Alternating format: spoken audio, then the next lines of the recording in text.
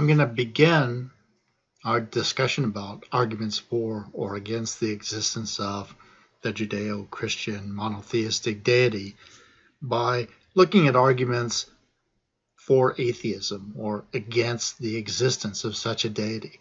We'll start off by looking at these a priori arguments, then we'll turn our attention to a posteriori arguments that talk about, at least some of their premises, the nature of the world as we see it or understand it.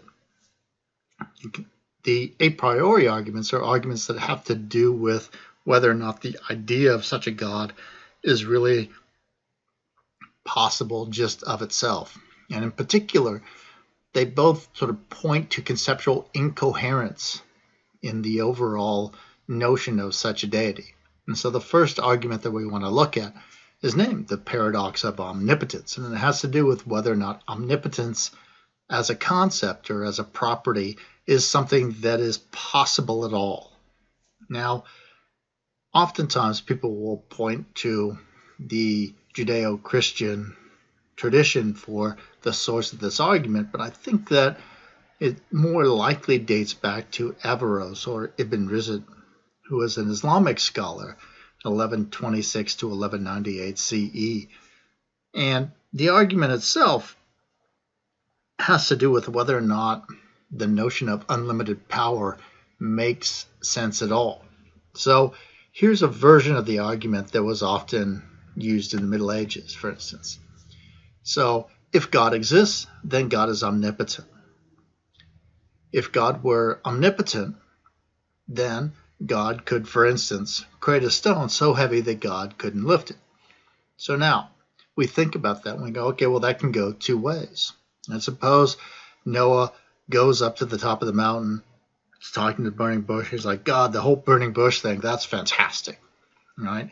But hey, could you do this? Could you create a stone so heavy you couldn't lift it?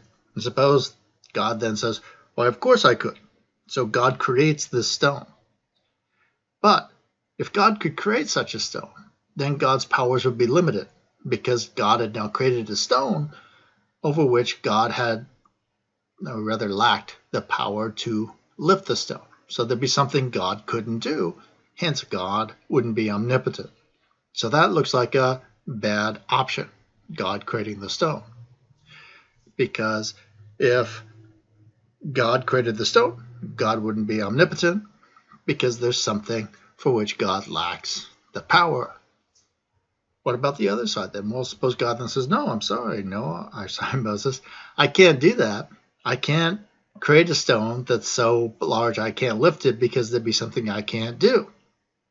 Well, if God couldn't create the stone, then God's powers are again limited. Right? Why? Well, because there's something God couldn't do. Namely, God couldn't create a stone, even if the reason was that that would place a limitation on God's powers. So if God creates the stone, God isn't omnipotent. If God can't create the stone, God isn't omnipotent. If being omnipotent is a core necessary property of a deity, then God cannot exist because omnipotence doesn't look like it's an internally coherent notion. So this sort of argument actually has a lot of incarnations and versions, and it's not specific to rocks or anything like that. It's the notion that omnipotence is what you might call a unsatisfiable predicate. It's a sort of predicate that can't actually be satisfied in all cases, precisely because it says you can do anything, but some of the things that you might be able to do then would be things that would limit your ability to do other things.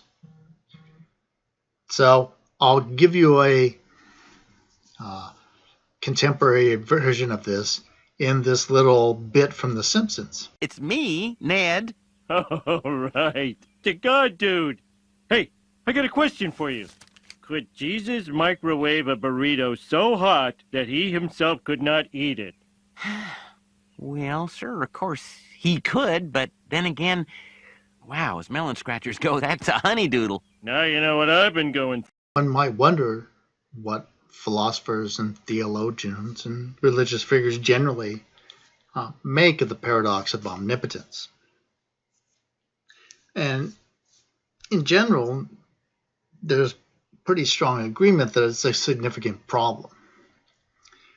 For example, even though it had been around for a while, when it was used by this guy here down in the bottom right, Baruch de Spinoza, also known as Spinoza, who was a Dutch philosopher of Portuguese origin living and working in Amsterdam, when he offered it up as part of his political and theological ruminations, he was actually in 1656 excommunicated from the Jewish church. And it was a particularly harsh excommunication, so here's an excerpt from it. By decree of the angels and command of the holy men, we excommunicate, expel, and curse and damn Baruch de Spinoza, cursing him with the excommunication with which Joshua banned Jericho, and with the curse which Eliza cursed the boys, and with all of the castigations which are written in the book of the law. Cursed be he by day, and cursed be he by night. Cursed be he when he lies down, and cursed be he when he rises up. Cursed be he when he goes out, and cursed be he when he goes in. So they were obviously very unhappy with Spinoza, and his various heresies were cited as the reason for his excommunication. Now, this wasn't an unusual thing, though his excommunication was particularly harsh. What was unusual was the way that he was treated afterwards, because once excommunicated, he no longer counted as a living person, and so his family took all his stuff. Now, he did something that most of us probably wouldn't do. He went to court, proved that he existed, got the rights to his stuff back, and then gave it to his family anyway. In general, theists respond to the paradox of omnipotence by limiting the scope of God's omnipotence. For instance, God can do anything that is logically possible, is one solution that philosophers of religion and theologians often offer up.